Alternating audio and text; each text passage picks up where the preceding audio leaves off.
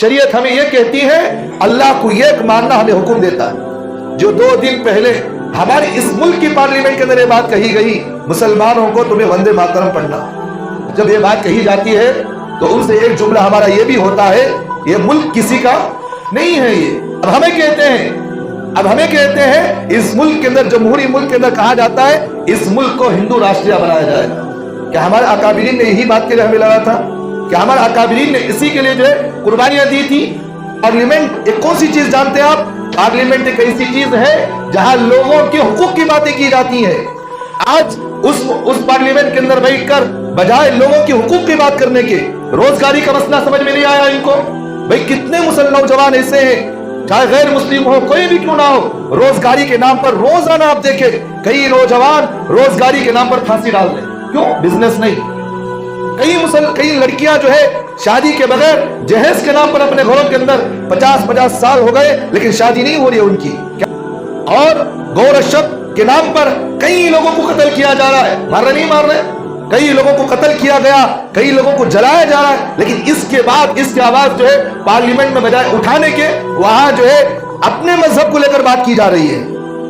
تبارك الذي نزل الفرقان على عبده ليكون للعالمين نذيرا. السلام علیکم ورحمۃ اللہ وبرکاتہ. الحمد للہ نحمده ونستعینه ونستغفره ونؤمن به ونتوكل عليه ونعوذ بالله من شرور أنفسنا ومن سيئات أعمالنا من يهده الله فلا مضل له ومن يضلله فلا هادي له ونشهد أن لا إله إلا الله وحده لا شريك له ونشهد أن سيدنا ونبينا وحبيبنا ومولانا محمدا عبده ورسوله. أما بعد فأعوذ بالله من الشيطان الرجيم. بسم الله الرحمن الرحيم. أفمن يخلق كمن لا يخلق أفلا تذكرون. وقال الله تعالى ولله ملك السماوات والأرض وما بينهما يخلق ما يشاء والله على كل شيء قدير. وقال النبي صلى الله عليه وسلم لا ينبغي لبشر أن يسجد لبشر أو كما قال عليه الصلاة والسلام. حضرات، اللہ تبارک و تعالی نے اسلام کی بنیاد عقیدے پر رکھی ہے، اور اگر عقیدہ صحیح رہا تو آدمی ایمان پر باقی رہ سکتا ہے. اگر عقیدے میں کچھ بھی گڑبڑی ہے، کم و بیشی ہے، تو سمجھے کہ آدمی کے ایمان میں بھی گڑبڑی آ جائے گی اور پھر اس کے مسلمان ہونے میں بھی گڑبڑی آ جائے گی. تو اللہ تبارک و تعالیٰ نے مسلمان کے لیے ایک سب سے اہم چیز یہ رکھا کہ اللہ کو ایک ماننا اس کی زندگی کا مقصد ہے. اگر کوئی بندہ اللہ کو ایک نہیں مانتا تو وہ سمجھے وہ اسلام سے نکل جاتا ہے. اللہ تبارک و تعالیٰ نے ہمیں اسی بات کا حکم دیا ہے کہ ایاک نعبد و ایاک نستعین، میری ہی عبادت کرو اور مجھی سے ہی مانگو. میری عبادت چھوڑ کر دوسروں کی عبادتیں کر رہے ہو، مجھے رب ماننے کے بجائے دوسرے اوروں کو خدا بنا رکھے ہو، تو اللہ کہتے ہیں کہ ایسے انسان کی، ایسے مسلمان کی ہمیں ضرورت نہیں ہے. اللہ نے جو مسلمان کو سب سے پہلی چیز، جو بنیادی چیز رکھی ہے، وہ اللہ کو ایک ماننا. یہ ساری دنیا کا خالق و مالک صرف اللہ ہے. یہ دنیا کو پیدا کرنے والی ذات بھی اللہ کی ہے. زمین کو پیدا کرنا، آسمان کو پیدا کرنا، ہر چیز کو پیدا کرنے والی ذات وہ اللہ کی ہے. اگر کوئی مسلمان اللہ کے ساتھ کسی اور کو شریک کرے اور کسی کو یہ کہے کہ یہ بھی ہمیں دے سکتا ہے، یہ بھی ہماری ضرورتیں پوری کر سکتا ہے، یہ بھی ہمیں کھلا اور پلا سکتا ہے، تو اللہ کہتے ہیں ایسا انسان مسلمان نہیں ہو سکتا. کھلانے والی ذات پلانے والی ذات وہ میں ہی ہوں. اس لیے اللہ تبارک و تعالیٰ نے قرآن مجید میں فرمایا افمن یخلق کمن لا یخلق افلا تذکرون. اللہ کہتے ہیں بھلا جو پیدا کرے برابر ہے کہ اس کے جو تمہیں پیدا نہیں کیا ہے, جو تمہیں نہیں دیا ہے, تمہیں پیدا نہیں کیا, تمہیں کھلاتا نہیں پلاتا نہیں, وہ اور جس نے تمہیں پیدا کیا ہے اور جس تمہیں کھلاتا ہے پلاتا ہے وہ برابر ہو سکتے ہیں؟ بے مثال کے طور پر اگر کوئی بندہ کسی کو دنیا کے اندر کسی کو ہاتھ سے بنایا بت پرستی کرتا ہے تو اللہ کہتے ہیں کہ یہ جو جسے تم ہاتھ سے بنا رکھے ہو اور میں جو تمہیں بنایا ہوں, میں تمہیں نظر تو نہیں آتا لیکن خدا وہی ہے جو بن دیکھے ہمیں اس پر ایمان لانا چاہیے. نظر آنے والی چیز خدا کی ذات نہیں ہے, کیونکہ اس لیے کہ خدا وہ ہوتا ہے جو کسی میں محدود نہیں ہوتا. جیسے کہ مثال کے طور پر میں جو ہے اس چیئر پر بیٹھا ہوں, میں یہاں محتاج, یہاں میں جو ہے محدود ہو گیا, اتنی چیئر کے اندر میں بیٹھ سکتا ہوں. یہ خدا کی صفات نہیں ہے. خدا وراء الورا ہے جس کی کوئی قابل نہیں کر سکتا. اللہ آنکھوں سے پاک ہے, کان سے پاک ہے, اللہ دیکھنے سے پاک ہے, ہر چیز سے اللہ پاک ہے. یعنی کہ اللہ دیکھتے تو ہے لیکن کس طرح وہ اللہ دیکھتا ہمیں معلوم نہیں. اللہ سنتا تو ہے لیکن کیسے سنتا ہمیں معلوم نہیں. اللہ ہر چیز کو جاننے والا ہے, وہ کیسا جانتا ہمیں معلوم نہیں. اگر کوئی بندہ یہ کہے جیسے انسان کو 2 آنکھ ہے ویسے اللہ کو بھی 2 آنکھ ہے تو پھر تو یہ چیز جو ہے شرک ہے, یہ مسلمان نہیں ہو سکتا ہے. تو اس لیے اللہ تعالیٰ کہتے ہیں افمن یخلق کمن لا یخلق افلا تذکرون. بھلا جو پیدا کرے برابر ہے اس کے جو کچھ نہ پیدا کرے. کیا تمہیں کچھ سمجھ میں آیا نہیں آیا؟ افلا تذکرون, کیا تمہیں سمجھ میں نہیں آتا؟ جو ایک مکھی نہیں اڑا سکتا وہ خدا بن سکتا ہے. جو اپنے سامنے رکھی ہوئی چیز پر مکھی بیٹھ جائے تو اٹھا کر وہ اس مکھی کو نہیں بھگا سکتا, وہ وہاں سے جو ہٹا نہیں سکتا. کھانا اگر رکھا جائے سڑ جائے گا لیکن کھا نہیں سکتا وہ. اگر کسی اوپر اس پر کوئی حالت آ جائے تو وہ اس حالت کو درست نہیں کر سکتا. اس لیے حضرت ابراہیم علیہ السلام کو جب ان کی قوم نے بتایا کہ آئیے ہم جو ہے ایک جگہ جائیں گے میلے میں, وہاں ہمیں خوشی ہوگی, وہاں موز و مستی کریں گے, پھر ہم جو ہے آ جائیں گے اپنے علاقے میں. تو حضرت ابراہیم علیہ السلام اس وقت کے زمانے میں بھی نبی جو تھے وہ بہت بت پرستی کے مخالف تھے. انہوں نے سارے بت کو توڑ دیا اور ایک بت کے ہاتھ میں ایک لاٹھی تھما دی جسے ستور بھی کہتے ہیں. اب انہوں نے آ کر پوچھا کہ بھئی ہمارے خدا کے جو ہے ایک آنکھ ٹوٹی ہوئی ہے, کسی کا ہاتھ ٹوٹا ہوا ہے, کسی کا پیر ٹوٹا ہوا ہے, یہ کس نے توڑا؟ تو سب کو شک آیا کہ ابراہیم ہی تو ہے جو ہمارے خداؤں کو برا بھلا کہتا ہے, ہمیں یہ کہتا ہے کہ یہ تمہارا خدا نہیں بلکہ ایک خدا کی تم عبادت کرو.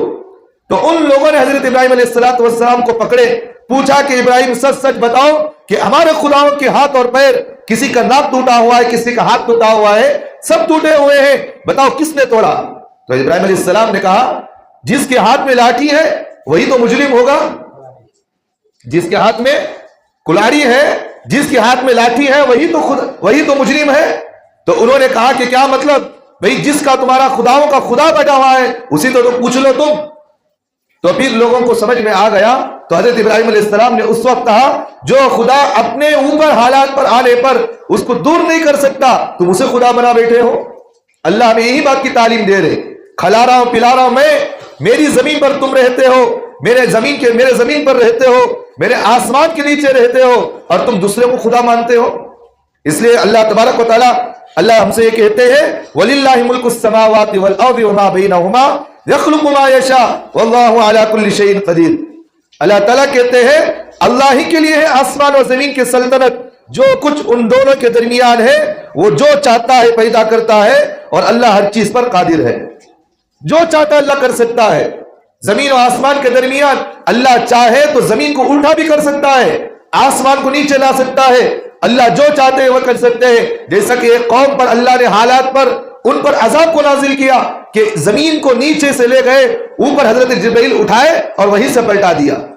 یہ اللہ کی ذات ہے, یہ جو چاہتے ہیں وہ کر سکتے ہیں. اور پھر اللہ کے کہتے ہیں وَخَلَقَ كُلَّ شَيْءٍ وَهُوَ بِكُلِّ شَيْءٍ عَلِيمٌ, اور اس نے ہر چیز بنائی وہ سب باتوں سے واقف ہے. ہر چیز کو اللہ نے بنایا ہے. انسان کے ہر چیز سے خدا وہ ہے جو پانی سے انسان کو بنایا ہے. नाक पाक कतरे से अल्लाह ने इंसान को इतना मुअज़्ज़ज़ बनाया, इतना खूबसूरत बनाया, जिसकी मिसाल कोई पेश नहीं कर सकता। फिर अल्लाह के कहते हैं ज़ालिकुमुल्लाहु रब्बुकुम ला इलाहा इल्ला हु खालिकु कुल्लि शैइन फाबुदू व हुवा अला कुल्लि शैइन वकील। अल्लाह कहते हैं यही अल्लाह तुम्हारा रब है, उसके सिवा कोई माबूद नहीं, वह हर चीज का पैदा करने वाला है, सो तुम उसी की इबादत करो, और हर चीज पर वो अल्लाह ताला जो कादिर है, जो चाहता वो अल्लाह कर सकता है। और अल्लाह ताला आगे हमें फिर कहते हैं अलम तरा अन्नल्लाह खलक़स समावाति वल अर्ज़ बिल हक़, क्या नहीं देखते कि अल्लाह ने आसमान और जमीन जैसे चाहा अल्लाह ने पैदा किया, जैसा चाहा अल्लाह ने पैदा किया। और अल्लाह आगे हमें फिर ये कहते हैं अम्मन खलक़स समावाति वल अर्ज़ व अंज़ल लकुम मिनस समाइ माअ फअंबतना बिही हदाइक़ ज़ात बहजा मा कान लकुम अन तुंबितू शजरहा अ इलाहुम मअल्लाह बल हुम कौमुन यादिलून। अल्लाह हमसे सवाल करते हैं, अल्लाह हमें कहते हैं भला किसने बनाया आसमान और जमीन को और उतार दिया तुम्हारे लिए आसमान से पानी और हमने उगाया उससे रौनक वाले बाग। अल्लाह ने आसमान से पानी उतारा है, और अल्लाह कह रहे हैं कि हमने आसमान से पानी उतारा और जमीन पर हमने डाला और वहां से हमने तुम्हें खाने के लिए ग़िज़ा बनाए, रकम रकम के हमने तुम्हें बागात बनाए, हर चीज हमने तुम्हारे लिए बनाए। और अल्लाह आगे कहते हैं तुम्हारे बस में था कि तुम इसको दरख्त उगा सकते हो? अल्लाह कहते हैं कि ऐसा नहीं हो सकता तुम्हारे हाथों में। और अल्लाह ये भी कहते हैं आसमान से जो कतरा जमीन पर नीचे गिरता है उस कतरे के अंदर भी दरख्तों को उगाने की सलाहियत नहीं जब तक कि मेरा हुक्म ना हो।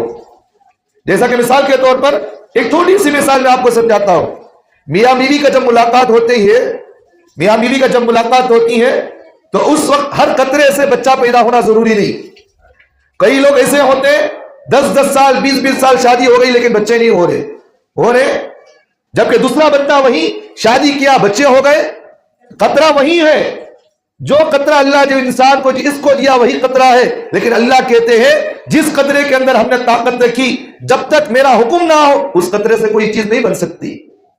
आसमान से पानी तो गिर रहा है लेकिन उस आसमान के पानी से उसके अंदर उगाने की सलाहियत, उससे लोगों को नफा पहुंचाने की सलाहियत अगर किसी के अंदर है वो मेरे जात के अंदर है, वो मैं चाहता तो कर सकता हूं।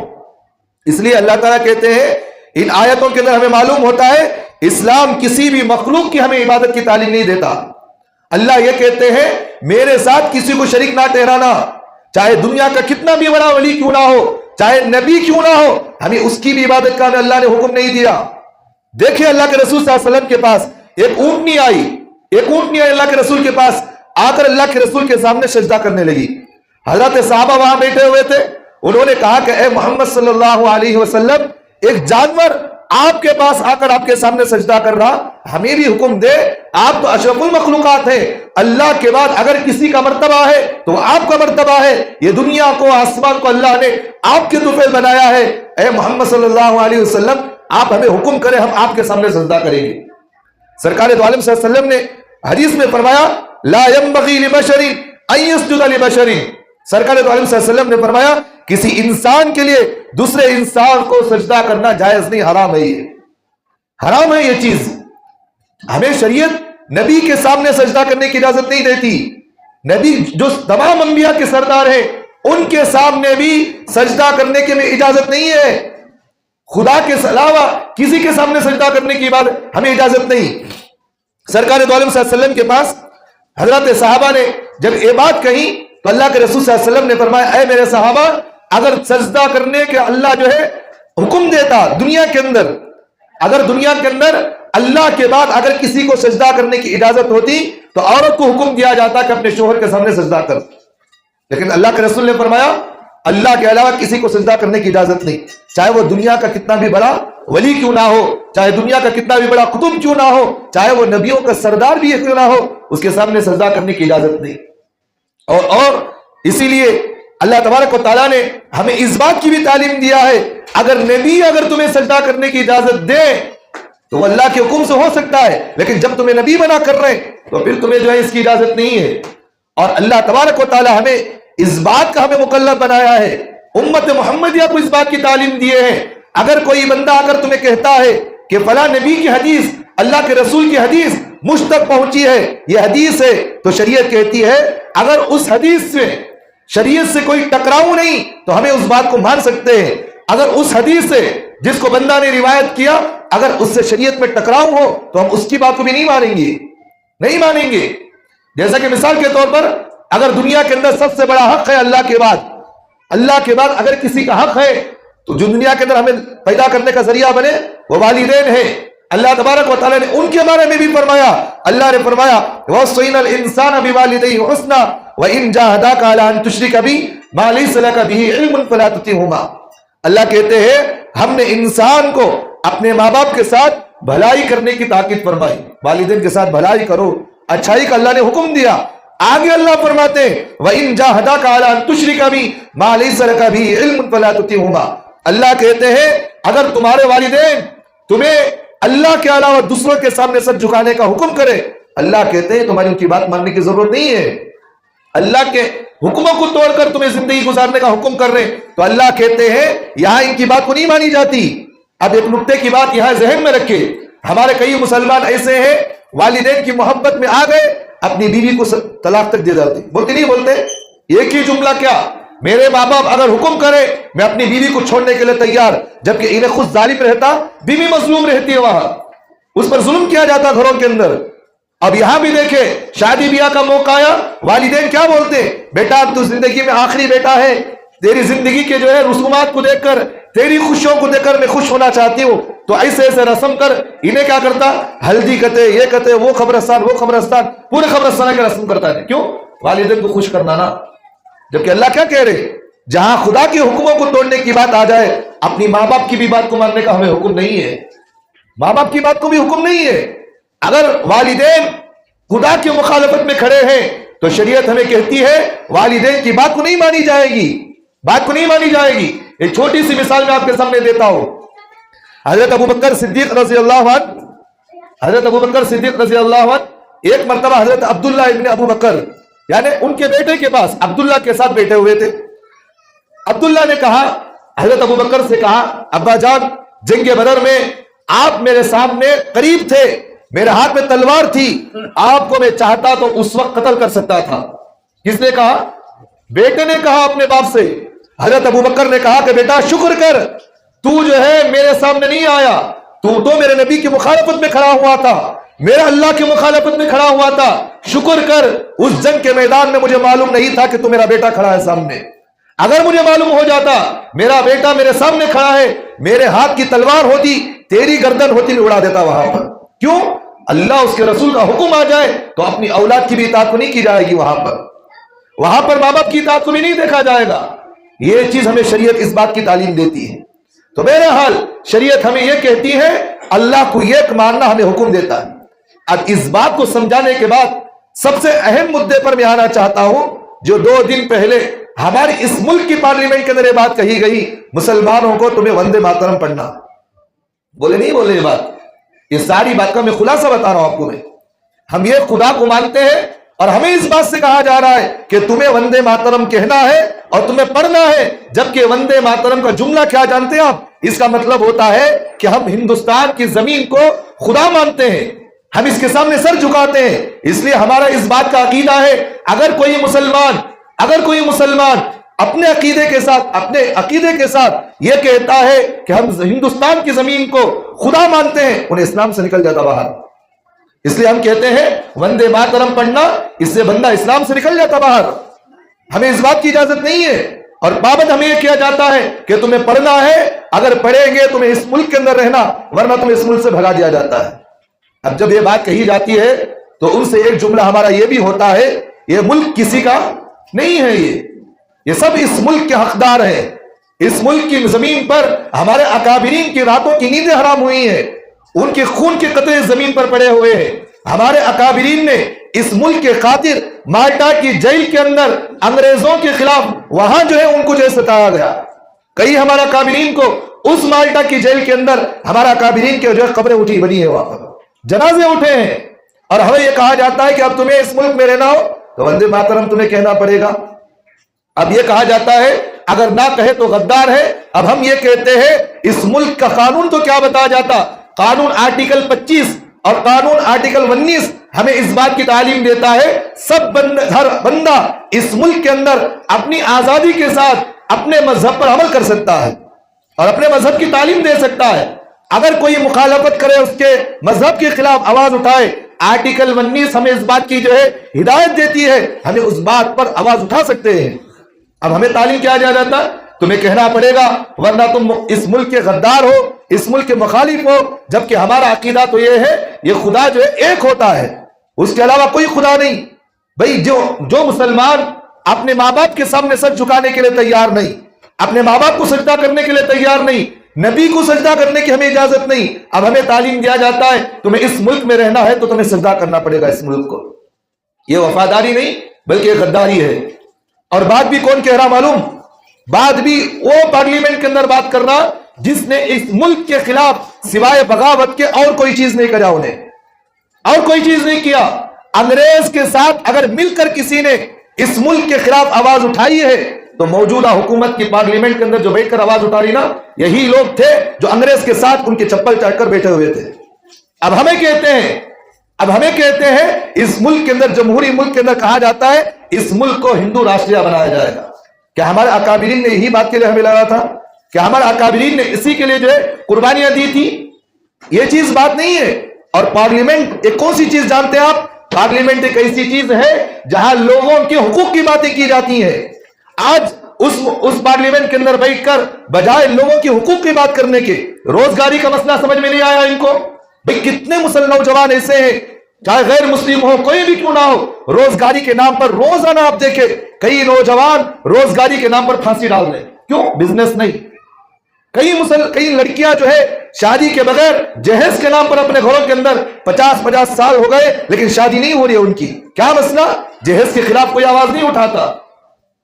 اور گورشت کے نام پر کئی لوگوں کو قتل کیا جا رہا ہے. مار رہے کئی لوگوں کو قتل کیا گیا، کئی لوگوں کو جلایا جا رہا ہے. لیکن اس کے بعد اس کی آواز جو ہے پارلیمنٹ میں بجائے اٹھانے کے، وہاں جو ہے اپنے مذہب کو لے کر بات کی جا رہی ہے. جس قوم کے اندر جو ملک جو ہے نا، ایک ملک جو چلتا ہے وہ اتحاد کے ساتھ چلتا ہے، مذہب کو لے کر نہیں چلتا. جس ملک کے اندر مذہبی باتیں کی جاتی ہو، جس ملک کے اندر مذہب کو لے کر تناؤ کیا جاتا ہو، لڑائی جھگڑا کیا جاتا ہو، وہاں سوائے خون ریزی کے کوئی ہاتھ کام نہیں آتا. وہاں بات سمجھ میں آ رہی میری؟ سوائے اس ملک کے اندر سوائے خون ریزی کے اور کوئی چیز نہیں آتی. کئی لوگوں کو آپ دیکھتے ہوں گے، مسلمان ہندو کو لڑا کر آج کئی غیر مسلم جو ہے اپنی تشدد میں آ کر اپنے مذہب کے نام پر کئی مسلمانوں کو جو ہے پکڑ کر وہاں مار کر شہید کر دیا، وہاں شہید کر دیا. کیوں؟ اس لیے کہ جو اوپر بیٹھا ہوا ہے نا، اس نے ہی نیچے والوں کو بغاوت پر اڑایا ہے. جبکہ ہمیں شریعت کیا تعلیم دیتی ہے؟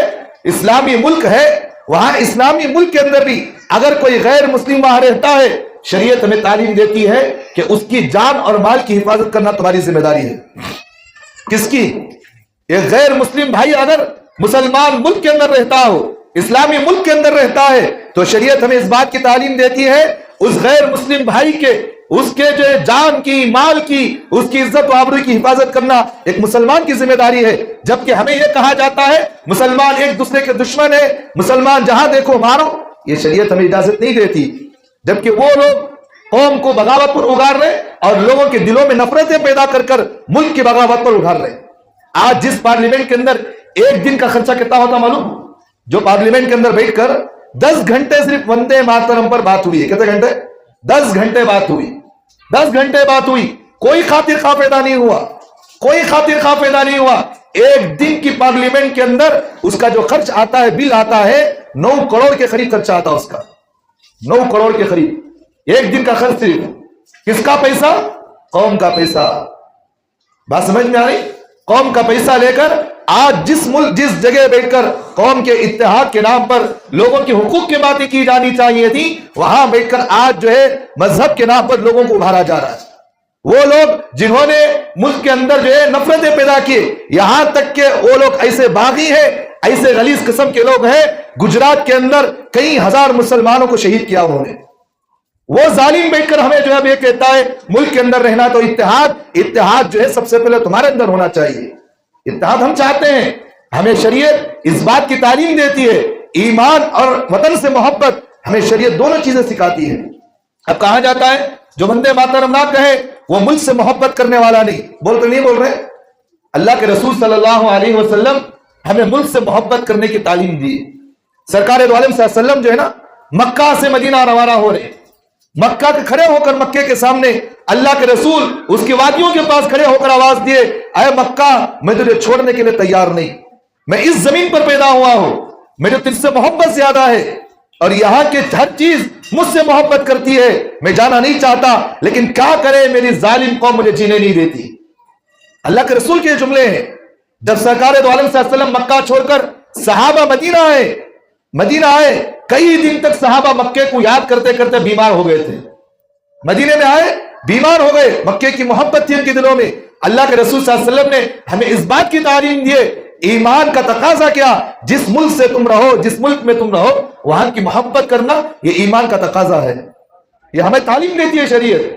اس ملک کے وفادار بھی ہم ہیں, اس ملک سے محبت بھی ہم کرتے ہیں, اس ملک کے حقدار بھی ہم ہیں. جس طرح وہ حقدار اسی طرح ہم بھی حقدار ہیں. وہ جس طرح محبت کے دعوے کر رہے ہم عملی محبت کرنے والے ہیں. وقت ملنے پر اپنی جان مال اپنے آل اولاد ہم اس ملک کے لیے آزاد, ہم جو قربان کرنے کے لیے تیار, جیسا کہ ہمارا اکابرین نے کیا, آج بھی ہم اس بات کو کر رہے ہیں. تو میرے بھائیوں, آج کل سوشل میڈیا کے اندر یہ چیزیں دکھا کر ہمارے کئی مسلمانوں کے اندر دلوں کے اندر یہ تشویش پیدا ہے. یہ جو ہے ایک مسلمانوں کے اندر ایک گمنامی کی باتیں چل رہی ہیں. ایک مسلمان جو ہے الگ الگ باتیں کر رہا ہے کہ بھئی وہاں سے کیسے باتیں کر رہے, بول ڈالے تو کیا ہوتا حضرت. ایک مسلمان کل رات نے مجھے فون کیا, کہا کہ حضرت وہاں پارلیمنٹ کے اندر بات چل رہی ہے نا, وندے ماترم بول ڈالے تو کیا ہوگا, بول ڈالیں گے چھوڑو, پڑھ ڈالے تو کیا ہوگا. میں نے کہا ایمان پر جان بھی چلے جائے ہماری, یہ ہمیں گوارا ہے, لیکن جو ہے غیر مذہب کے جملے, کفر کے جملے کہتے ہوئے ایمان چلے جائے, ہم اس بات کو گوارا نہیں کرتے. بھائی اگر ہماری جان بھی چلے جائے, ہمارا سارا جو ہے لوٹ جائے, خدا ناراض نہیں تو ہمیں خوش. جس عمل سے خدا ناراض ہو جائے, دولت کما کر بھی وہ دولت کا ہمیں فائدہ نہیں ملتا. تو اس لیے ہم اس ملک سے محبت بھی کرنے والے, اس ملک کے وفادار بھی ہیں, اور ہم چاہتے بھی ہیں امن و امان باقی رہے. اور جو ہے مسلمان کے لیے ضروری ہے کفری الفاظ اپنے زبانوں سے نہ نکالے. آدمی نماز نہ پڑھے, بہت اہم بات میں کہہ رہا ہوں, اگر کوئی بندہ نماز نہ پڑھے, روزہ نہ رکھے, مالدار تھا حج نہ کرے, اللہ کہتے ہیں یہ میرا حق ہے. کس کا حق ہے؟ میرا حق ہے. لیکن عمل چھوڑ کر اگر کوئی بندہ عقیدے میں کچھ بھی غلطی کرے, یا بھئی اللہ کو مانتی ہے ہمیں, یہ بزرگ کو مان ڈالے تو کیا ہوگا, ان کے سامنے میں سر جھکا ڈالے تو کیا ہوگا, فلاں ولی بابا بھی اچھے نا, وہ ولی کے سامنے سر جھکا تو کہتے بھی خراب ہوتا. اللہ کہتے ہیں یہ چیز برداشت نہیں, اللہ ہر چیز کو برداشت کر سکتے ہیں. ان الشرک لظلم عظیم, اللہ کہتے ہیں میرے نزدیک سب سے بڑا ظلم یہ ہے, کھاتے میرا, پیتے میرا, میری زمین پر رہتے ہو, آسمان کے نیچے میرے رہتے ہو, ہر چیز میری استعمال کرتے ہو, اور خدا میرے ساتھ کسی اور کو شریک کرتے ہو. تو یہ اللہ کا حکم ہے, یہ اللہ ہمیں اس بات سے منع کرتے ہیں. لہٰذا میرے بھائیوں, ہمارے مسلمانوں کے لیے ضروری ہے ہم بھی اپنے عقیدے پر باقی رہے, اپنے بچوں پر بھی عقیدے پر باقی رکھے. اپنے بچوں کو کہے بیٹا اپنے اسکول کے اندر اگر اس طرح کی تعلیم دے رہے تو ان کو بچوں کو کہے یہ چیز شریعت میں منع ہے, گناہ ہے پڑھنا. اگر اسکول کے اندر اس طرح کی تعلیم دی جا رہی تو میں کہتا ہوں ہمارا بچہ جاہل رہے, بہتر ہے کہ اس کا ایمان ہاتھ سے دھونا نہیں ہے. میں کیا کہہ رہا ہوں, سمجھ میں آ رہی ہے بات؟ ہمارا بچہ اگر جاہل رہے ہمیں کوئی فرق نہیں, ایمان پر باقی رہے, اس سے بڑی کوئی دولت نہیں. آپ جانتے ہیں کئی ہمارے بزرگ یہاں بیٹھے ہیں جن کو نام تک لکھنا نہیں آتا, آج بھی ہیبٹ, لیکن ایمان پر مضبوط ہے. بتاؤ اس علم سے اس ایمان پر کتنا مضبوط آئی جمع آدمی. تو اس طرح میں کہہ رہا ہوں ہماری اولاد اگر عقیدے سے خلاف ہو رہی, اسلام کے خلاف جا رہی, تو ہمیں اپنے بچوں کو کہے کہ بیٹا تم جاہل رہو, یہی عافیت ہے. اگر تم جو ہے اپنے ایمان کو چھوڑ کر علم حاصل کر رہے ہو تو ایسے علم کی ہمیں ضرورت نہیں ہے. تو اللہ تمام کو عمل کی توفیق عطا فرمائے. وَأَقُولُ قَوْلِي هَذَا وَأَسْتَغْفِرُ اللَّهَ لِي وَلَكُمْ وَآخِرُ دَعْوَانَا الْحَمْدُ لِلَّهِ رَبِّ الْعَالَمِينَ.